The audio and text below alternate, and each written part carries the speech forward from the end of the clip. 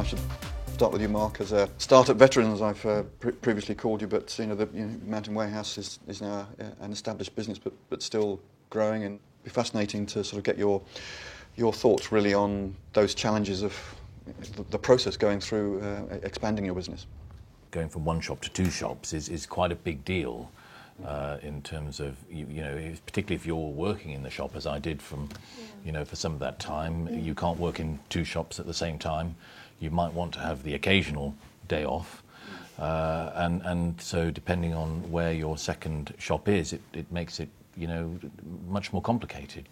What made you decide on where the second store would be located?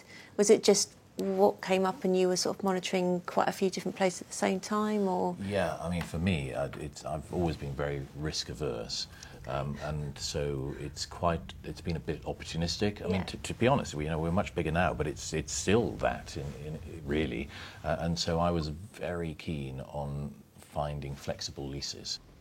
How do you find it negotiating financing for expansion? Do you go to banks or private equity and look for financing from there, or are you organic? Or are you?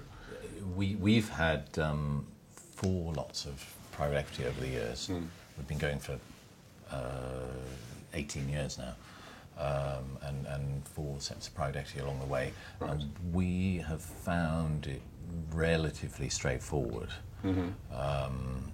There's a lot of investment money out there. Right. And is this moment in time particularly more preferable at negotiating the deals right now, or are you getting better rates? Yes, it is, but my advice would be to try and do it as much as possible without external investment if you can.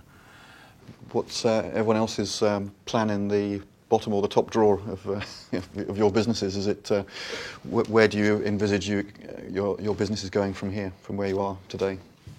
Well, my expansion plans with Orbiter Blue are going to be slightly different. We are primarily an online business, but we have looked at building a model with regards to certain growth opportunities and expansion opportunities of moving from inside the UK, and we are purely a UK-centric company, to expanding into Europe, expanding internationally. We already have people from overseas trying to buy our products, and so we're looking at expansion from that perspective on doing deals with regards to shipping and delivery of items, obviously understanding tax regimes and brackets of custom and excise in different parts of the world.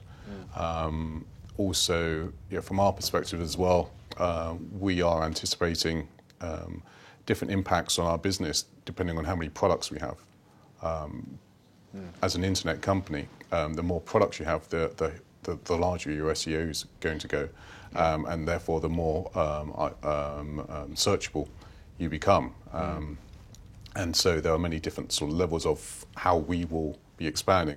Lisa, you're 3 years old as a business, isn't it? Yeah, 3 years old. So originally, my plan was always that by year 3, I'd already be in my second store. Right. However, I'm now rethinking that actually there's more opportunity to have a bigger store in where I am, and to focus on doing that rather than going off looking for another location. So that would be, my more immediate plans, and then eventually move to try and find a second location. We've been going 18 months now, so as a gift boutique, what really we've been doing is trying lots of things. So seeing, initially we had a certain product range, and we work with a lot of illustrators and designer makers, and people seem to respond really well to that. So then it's a matter of me. I think when you're an independent store, people look to you for newness, and they want to be really interested in what you're doing. And if you just sort of stand still, you're boring and they're going to go somewhere else. That's how I've been trying to expand, is literally to learn more about the products before I then think either we'll have a second store, or maybe we'll go somewhere that we are surrounded by other independent retailers. Thanks very much, everyone. That's been fascinating, and actually what's been interesting is the different interpretations of what expansion to your business means, and how you move with the opportunities as well, which is really, really important. But Mark, the things you've heard on this discussion, but also from your experience, is there just one or two points that you would want to sort of summarise for our audience who may be looking at whatever level of expansion that they're contemplating? Well, I think we've done all of those types of expansion at times. You know, we've expanded our range enormously, you know, possibly too much in some cases, and retrenched. We've expanded stores. We've found a lot of success actually in expanding stores where we've got an established store, and when we've knocked through to next door or moved a few doors away to a bigger shop, that has always worked for us. We have expanded into online in relatively late in the day, probably, but that's also worked well for us. And of course, we're opening more shops. Thanks very much, Mark, and thanks again, everyone, for all your contributions on that point. Thank you.